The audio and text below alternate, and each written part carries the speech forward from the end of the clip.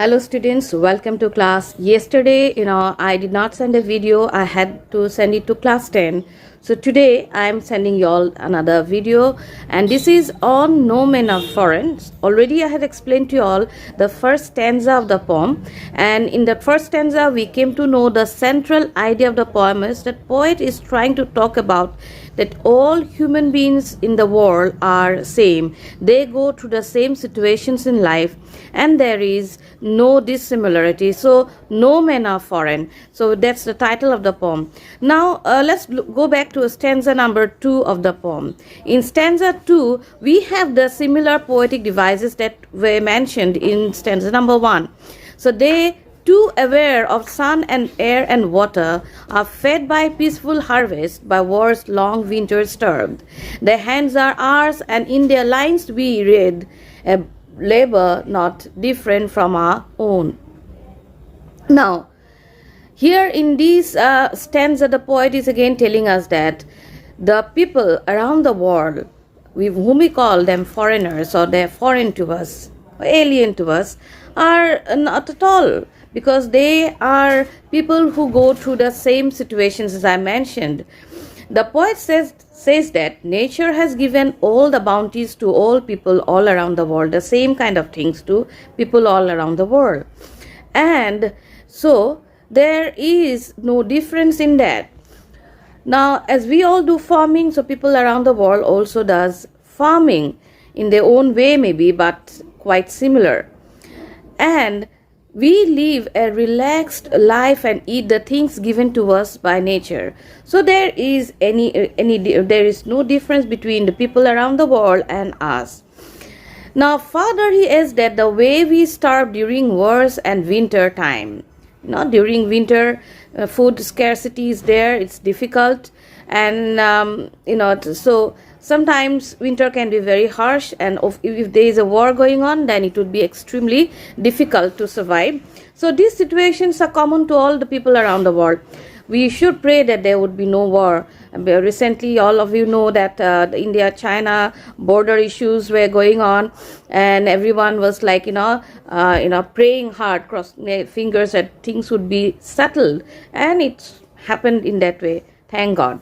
So war can be a destruction, and this destruction is common to all the people around the world. So the situation here is that how do you think about it, and how you all think about it? We call it's a foreign person, a country, it's a foreign land, and we do not know the person. It's fine, but remember, he has the color of his blood is same. He has got the same feelings of emotions, love, and so on. So this stanza is again a link to the first stanza. And next, the most important thing about the stanza is that their hands are ours, and in their lines we read, their labor not different from our own. So last two stanzas, trying to put the whole entire idea, central idea into one, telling that their labor and our labor, hard work, we work hard for food, same way they to work hard. Here we have some poetic devices like this line, for example, wars, winter, starve. Now these lines is a metaphor. The poet is comparing by war's long winter starve to war to winter. So winter and war is being compared. Both have been compared. Like winter can be very harsh, even war can be extremely harsh to people. Now let's look at stanza number 3. Remember, they have eyes like ours that wake, or sleep and strength that can be won by love. In every land is common life that all can recognize and understand. So what is stanza 3 talking about? Remember, they have eyes like ours own. So obviously that's what I told you in the previous stanza while telling that we have the same color of the blood, and we have also they have eyes like ours that wake here means that it's really that looks things around them to help to get up in the morning and look around, they wake up to look at beautiful world. Similarly, or sleep and strength that can be won. So we do, we use our eyes to, wake up in the morning, and our eyes to shut our eyes to sleep. So the procedure and everything is same. Any difference is there, you can find it out. I mean, if you want to really be very critical about it. But the word foreigners is only a word. It is only been stated, or it is just a word in a dictionary to give an idea politically where people living in a different country may be called. However, the poet is not talking about the political situation here or setting of the people located in different places. We are talking about emotions here. We are talking about feelings here. We in this poem should look into those aspects. Or sleep and strength that can be won by love. In every land is common life that all can recognize and understand. So it's all easy for us to recognize that in every land is common life. Life is common. There is it is common to all. Like in grammar we have a word called common noun. Boy. A boy is a boy to all the people around the world. We don't call him by another name.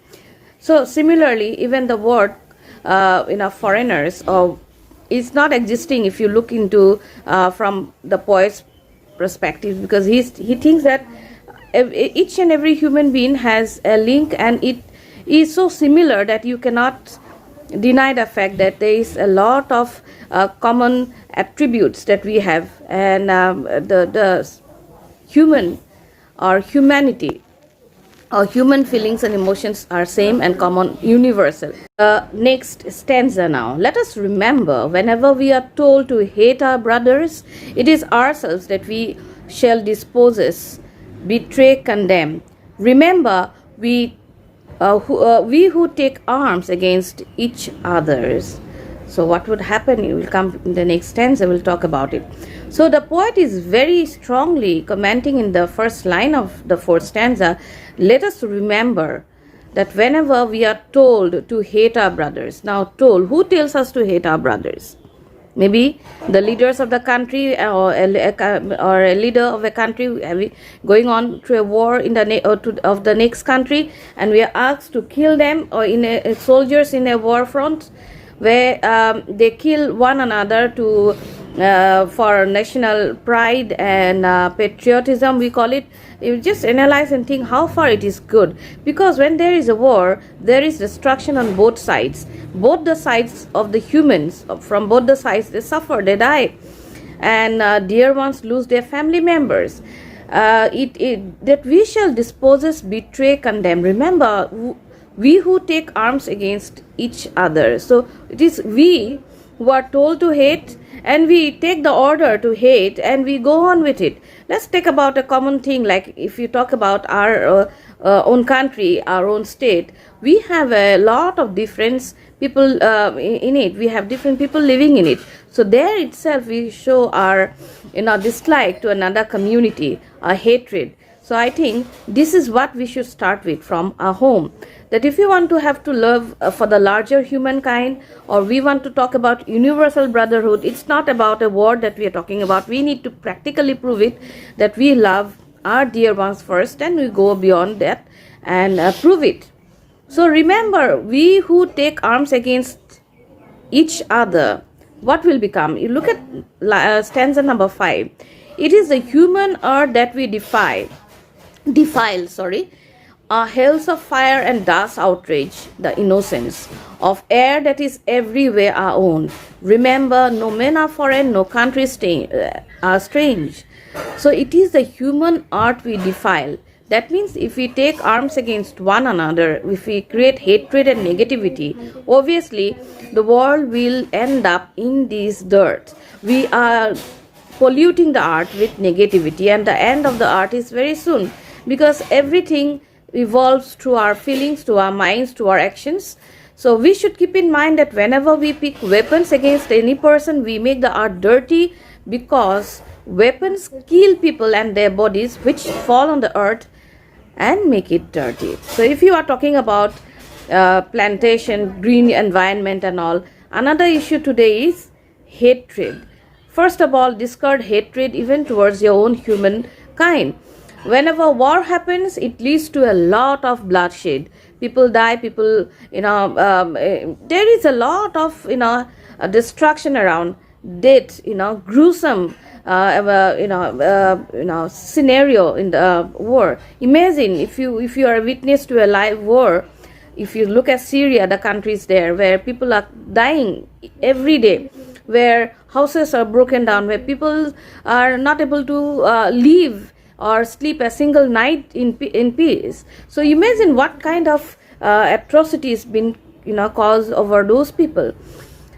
And this is what the poet is trying to talk here in this poem. One central idea is there, that we human beings are one, we are same, and we are not foreigners. No men are foreign. We are all same. So with this good note, I wind up the class today. Goodbye and have a nice day.